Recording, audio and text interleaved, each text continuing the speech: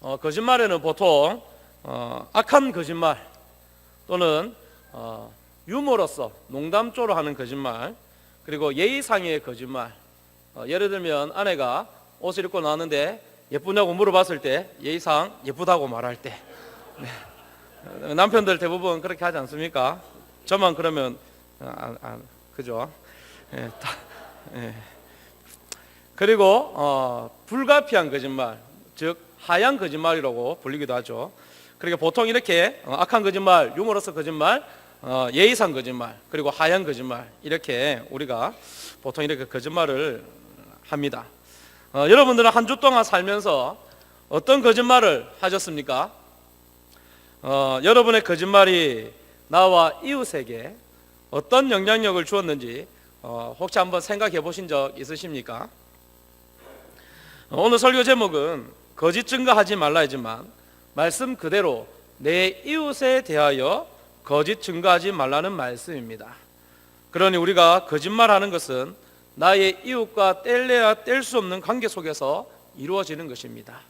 그러므로 오늘 이 시간 이 말씀을 통해 하나님께서 우리에게 이웃의 관계에서 거짓말하지 말라는 말씀이 어떤 의미로 주셨는지 깨닫는 은혜의 시간이 되기를 바랍니다. 첫 번째로 나의 진면목을 확인할 수 있습니다. 오늘 본문 말씀, 내 이웃에 대하여 거짓 증거하지 말라는 말씀은 내 이웃에 대하여 거짓 증인이 되지 말라는 말씀으로 해석할 수 있습니다. 그래서 제9계명의 말씀은 거짓말에 포커스가 맞춰져 있기보다는 사람에게 포커스가 맞춰진 말씀입니다. 그러므로 단순히 거짓말하지 말라는 의미보다 거짓 증인이 되지 말라는 의미가 더 맞는 해석입니다. 그런데 거짓 증인이 되지 말라는 것이 다름 아닌 자신의 이웃에 대해 거짓 증인이 되면 안 된다라는 것입니다. 나의 이익 또는 불리함 때문에 이웃에 대해 거짓을 말하면 안 됩니다.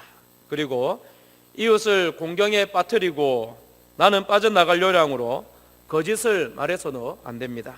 뿐만 아니라 헌담을 하여서 이웃이 다른 사람들에게 부정적인 인상을 얻도록 해서도 안 될 것입니다. 만일에 이웃에 대한 나의 말이 사실과 달라서 피해를 입는다면 그 사람은 거짓 증인이 되는 것입니다. 다 같이 출애굽기 23장 1절에서 3절 말씀을 다 같이 한번 보겠습니다. 출애굽기 23장 1절에서 3절 말씀, 그리고 계속하여서 레위기 19장 16절 말씀 보겠습니다. 다 같이 출애굽기 23장 1절 3절 말씀 읽습니다. 시작. 너는 거짓된 풍설을 퍼뜨리지 말며 악인과 연합하여 위증하는 증인이 되지 말며 다수를 따라 악을 행하지 말며 송사의 다수를 따라 부당한 증언을 하지 말며 가난한 자의 송사라고 해서 편벽되이 두둔하지 말지니라. 계속하여서 레위기 19장 16절 말씀을 화면을 보고 읽겠습니다. 시작. 너는 백성 중에 사람을 비방하지 말며 내 이웃의 피를 흘려 이익을 도모하지 말라. 나는 여호와니라. 하나님께서는 우리를 거짓 증인이 되지 말라고 분명히 말씀하셨습니다. 왜 우리는 거짓 증인이 되어서는 안 됩니까? 우리는 하나님을 전하는 증인이기 때문입니다. 만일에 우리가 거짓 증인으로서 이웃에게 피해를 주는 사람이라면 우리가 전하는 하나님에 대해 어느 누가 믿으려 하겠습니까? 거짓 증인으로서 이웃에게 신뢰를 잃은 사람이 전하는 그 하나님을 누가 신뢰하려고 하겠습니까? 제가 설교를 준비하면서 약 2달 전쯤에 읽었던 설교 표절로부터의 해방이라는 책 내용이 생각이 났습니다. 그 책 내용 가운데 설교자는 강단에 설 때 자신의 삶도 함께 선다라는 의미의 내용이 기억이 났습니다. 이 내용이 얼마나 저를 떨게 했는지 모릅니다. 단지 성경 내용만을 잘 전하는 것이 전부가 아니라 설교자의 삶도 강단에서 선포된다는 것, 강단에서 선 설교자의 혀에서 나오는 말만 아니라 삶도 같이 묻어서 나온다는 것. 사실 말씀을 선포하는 자로서 물론 말씀의 내용도 많이 부족하겠지만 그래도 어쨌든 말씀을 이렇게 저렇게 다듬고 다듬어서 최대한 부족하지 않도록 채울 수 있겠지만 내 자신의 삶은 단기간에 짧은 시간에 변화되지 않는 것인데 내 삶이 강단에서 함께 선포되고 청중들에게 흘러간다는 것을 생각하니 너무나 부끄럽고 얼굴이 화끈거렸습니다. 내 삶을 성도들이 안다면 오늘 내 설교를 성도들이 신뢰할 수 있을까라는 생각이 많이 들었습니다. 그래서 너무 정답 같은 말이지만 내 삶이 변화되지 않으면 안 되겠구나, 하나님 말씀에 더 가까이 다가가는 삶이 되어야겠구나라고 많이 반성하고 회개하였습니다. 그리고 다시 한번 다음의 말씀에 위로와 힘을 얻고 용기를 얻었습니다. 이사야 43장 10절 말씀을 화면을 보시고 다 같이 읽겠습니다. 시작. 제가 읽겠습니다. 나 여호와가 말하노라. 너희는 나의 증인 나의 종으로 택함을 입었나니 이는 너희가 나를 알고 믿으며 내가 그인 줄 깨닫게 하려 함이라. 나의 전에 지음을 받은 신이 없었느니라. 나의 후에도 없으리라. 오늘 나 여호와가 말하노라. 너희는 나의 증인 나의 종으로 택함을 입었다라고 말씀하고 있습니다. 하나님께서는 우리를 그분을 증거하는 증인으로 삼으셨다고 말씀합니다. 하나님의 말씀처럼 우리는 하나님의 증인, 즉 진리의 증인으로 택함을 입은 자들입니다. 거짓의 증인이 아니라 하나님의 증인이 바로 우리가 가진 진면목입니다. 그런데 진리의 증인이 되어야 할 우리가 거짓의 증인이 된다면 하나님의 백성의 정체성을 이보다 더 심각하게 훼손하는 일은 없을 것입니다. 또한 만일 그리스도인인 우리가 진리의 증인으로서 바르게 서지 못한다면 예수님께서 우리로 하여금 부활의 증인이 될 것을 부탁하셨는데 그 사명을 이루지 못하는 심각한 상태에 빠지게 되는 것입니다. 누가복음 24장 46절에서부터 48절의 말씀을 다 같이 읽겠습니다. 또 이르시되 이같이 그리스도가 고난을 받고 제3일에 죽은 자 가운데서 살아날 것과 또 그의 이름으로 제사함을 받게 하는 회개가 예루살렘에서 시작하여 모든 족속에게 전파될 것이 기록되었으니 너희는 이 모든 일의 증인이라. 이처럼 거짓 증인이 되지 말라는 말씀은 단순히 거짓말하지 말라는 행동 지침 사항이 아닙니다.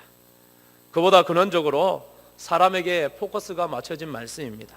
바로 우리 그리스도인이 하나님의 증인이라는 정체성을 가지고 이웃에게 진리를 증거하는 삶이 우리의 진면목을 보여주는 삶이다라는 것입니다. 그렇다면 우리가 진리의 증인으로서 진면목을 어떻게 나타낼 수 있겠습니까? 그래서 두 번째로 나보다 너를 아끼는 마음으로 살 때입니다. 성경에 보면 세상 안에 들어오게 된 최초의 범죄는 사탄의 거짓말로부터 시작되었습니다. 물론 아담과 하와는 사탄의 거짓말보다 하나님의 언약을 지켰어야 했지만 결론적으로 그렇지 못해 사탄의 거짓말로 아담과 하와의 삶이 파괴되고 슬픔과 두려움에 빠지게 되었습니다. 뿐만 아니라 사탄의 거짓말로 온 인류가 죄 아래 있게 되는 참담한 결과를 맞게 되었습니다. 이처럼 한 사람의 인생뿐만 아니라 온 인류가 비참한 결과를 맞이하게 되었으니 거짓말의 파괴력은 엄청난 것입니다. 그리고 성경은 사탄의 거짓말뿐만 아니라 거짓 증인이 얼마나 위험한지 말씀하고 있습니다.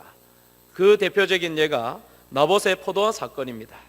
이세벨이 나봇의 포도원을 빼앗기 위해 세운 거짓말로 인해서 포도원뿐만 아니라 나봇의 생명까지도 잃게 되는 어처구니 없는 일이 일어났습니다.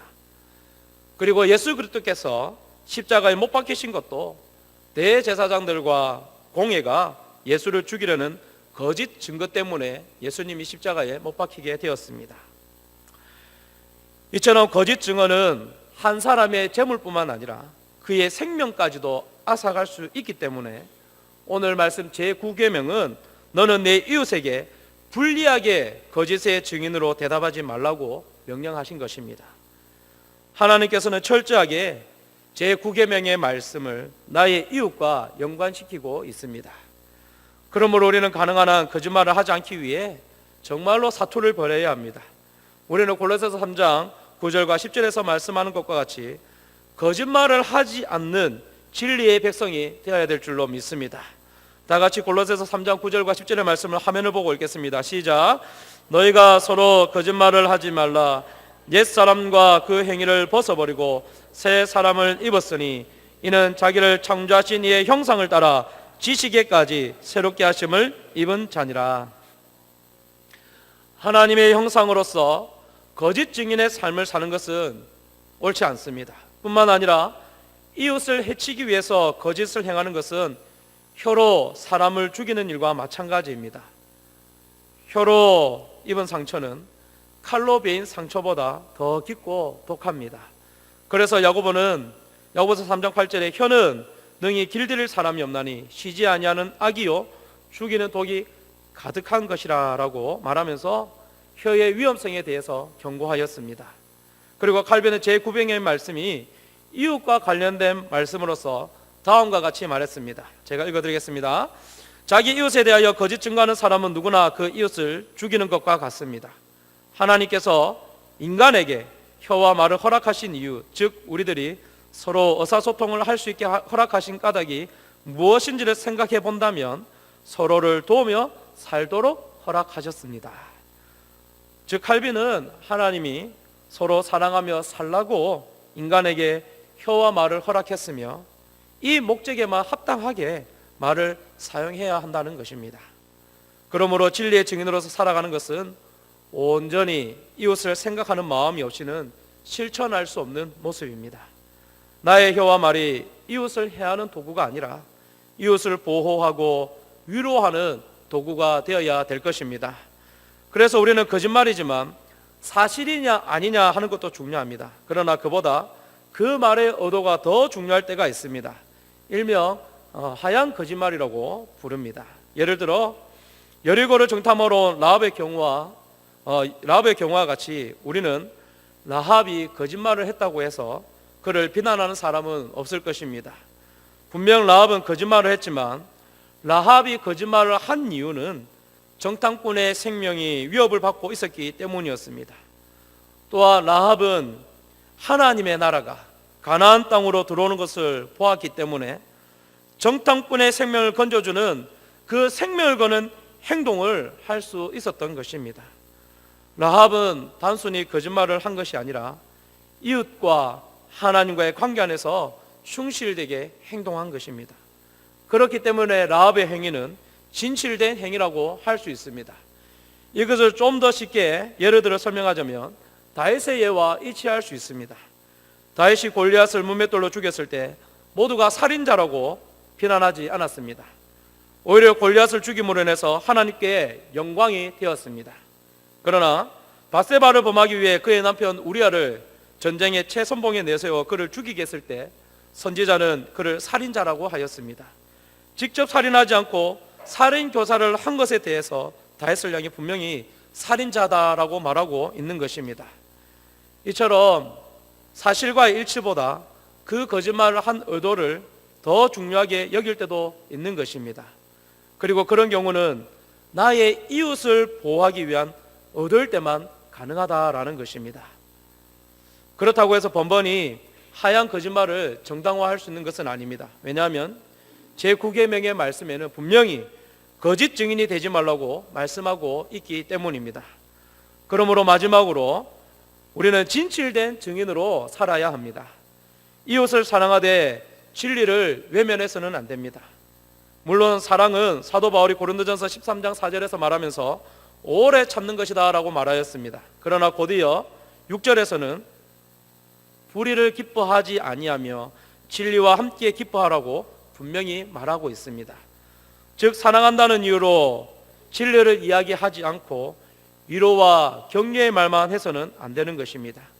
왜냐하면 진리와 사랑은 항상 함께하기 때문입니다. 사랑이 하나님이신가 동시에 공의의 하나님이시듯 하나님께서는 우리를 사랑하시기 때문에 공의를 행하시는 것입니다. 그러므로 이웃에 대한 진리의 증인이 되기 위해서는 사랑과 공의가 함께 실행되어야 될 것입니다. 그리고 우리는 진리의 증인으로서 살아야 할 분명한 목적이 있습니다.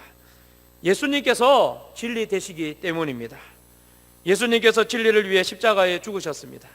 마찬가지로 우리도 진리를 위해 목숨도 내놓을 수 있어야 될 것입니다. 그러니 거짓 증인이 되어서 자신의 가치를 헤프게 만들어서는 안 될 것입니다. 거짓 증인으로서 이웃에게 해악을 끼치게 된다면 자신이 신뢰를 잃을 뿐만 아니라 내가 믿는 하나님에 대한 신뢰도 잃게 되기 때문입니다. 그러므로 하나님의 증인으로서 이웃을 보호하는 진리의 증인의 삶을 통해 우리의 가치를 드러낼 수 있기를 간절히 소원합니다. 성막을 하나님을 만나는 장소이므로, 성막은 하나님을 만나는 장소이므로 증거의 장막이라고도 불립니다. 즉 성도가 하나님을 만난다는 것, 곧 하나님 앞에 선다는 것은 바로 증인으로서의 삶을 산다는 것을 말합니다. 우리가 진리의 증인으로서 이웃에게 신뢰를 얻는다면 우리가 전하는 복음에도 신뢰가 생길 것입니다.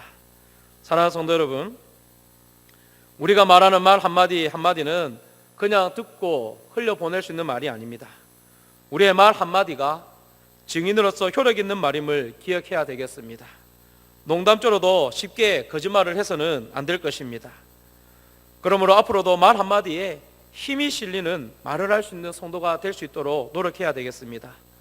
그렇게 되기 위해서는 늘 우리의 말과 혀를 조심하되 나를 변호하고 변명하는 거짓말보다 이웃을 보호하기 위한 말과 혀가 될 수 있기를 간절히 소원합니다. 우리는 하나님의 자녀로서 그 정체성을 세상을 향해 증거하는 증인의 삶을 살아야 합니다. 그래서 우리가 복음을 전할 때 그 복음이 세상 사람들이 듣고 신뢰하기 위해서는 진리의 증인으로 살아야 될 줄로 믿습니다. 또한 우리가 진리의 증인으로 살아야 하는 것은 이웃을 보호하기 위함입니다. 더 이상 우리의 거짓말 때문에 이웃이 피해를 입어서는 안 될 것입니다. 나를 보호하기 위해 이웃에게 피해를 입히는 거짓말은 해서는 안 될 것입니다. 이웃을 위해 진리의 증인으로서 그 곁에서 함께할 때 나의 이웃이 억울하면서 벗어남을 볼 때 우리가 함께 기뻐하고 웃을 수 있다면 그것으로 우리는 진리의 증인으로서 삶을 잘 살아내었다라고 말할 수 있을 것입니다. 이 시간 말씀을 기억하시면서 우리 함께 기도하기를 원합니다.